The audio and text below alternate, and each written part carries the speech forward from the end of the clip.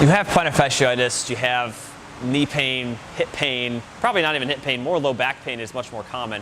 And you're asking yourself, Matt, why do I have this pain? Like, what is going on? And just so happens that there's reasons why plantar fasciitis is so common, why knee pain is so common, why low back pain is so common.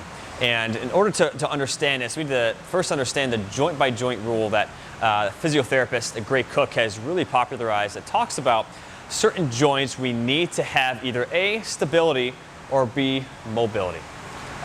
So we'll start in top down here. My thoracic spine, my rib cage here, we need to have that mobile. It's inherently very, very stable.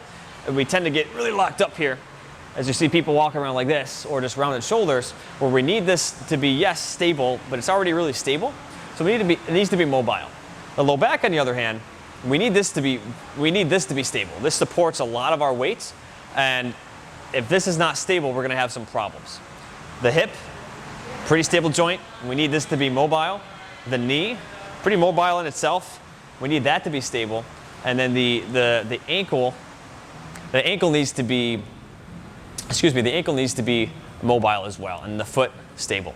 So it just so happens that foot being stable, knee being stable, low back being stable, that's where we get a lot of our issues in these joints that actually need stability, which is fine. And you say, well, Matt, I'll just strengthen my quad, strengthen my knee, right? The muscles around the knee, the hamstrings. I'll strengthen my core for my low back, right? That's probably going to help me. And it's not a bad idea, or even in the foot, right? Well, maybe strengthen my intrinsic foot muscles, which most people don't do, but I would say doing some foot activation strengthening is going to be very, very important. But what's even more important than that is making sure the joints above and below that are supposed to be mobile are actually mobile. This is why I push mobility so much, where let's take the knee, for instance. If the hip is locked up, remember it's supposed to be mobile, I can't move my hip as much. Maybe we get into lotus position and we're down here. All of a sudden, oh man, I get this knee pain.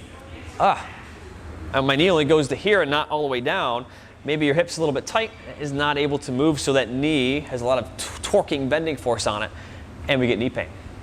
Another example, my ankle's super stiff and I can't get this knee over toe position without my heel lifting off the ground. Right, this 5 inches is what we want our knee to translate past our toe for full mobility. Well, what could happen is, hey, that might cause some knee pain because now I can't do a deep squat or get into a deep squat without this happening or that foot turning out. Or maybe you have low back pain and my upper back here is stiff and I can't get into a good position in my squats. When I come down, I'm very rounded forward instead of nice and up. And that's going to cause a lot of excessive force on your low back. So there's so much that can go on here where the stable joints, those joints that we need to be stable, the low back, the knees, the plantar fascia, the bottom of the foot, that if one of those joints that needs to be mobile is not mobile, those stable joints will compensate, and we're going to have a lot of issues because of we're going to be compromised in our stability because of our compromised mobility at different joints.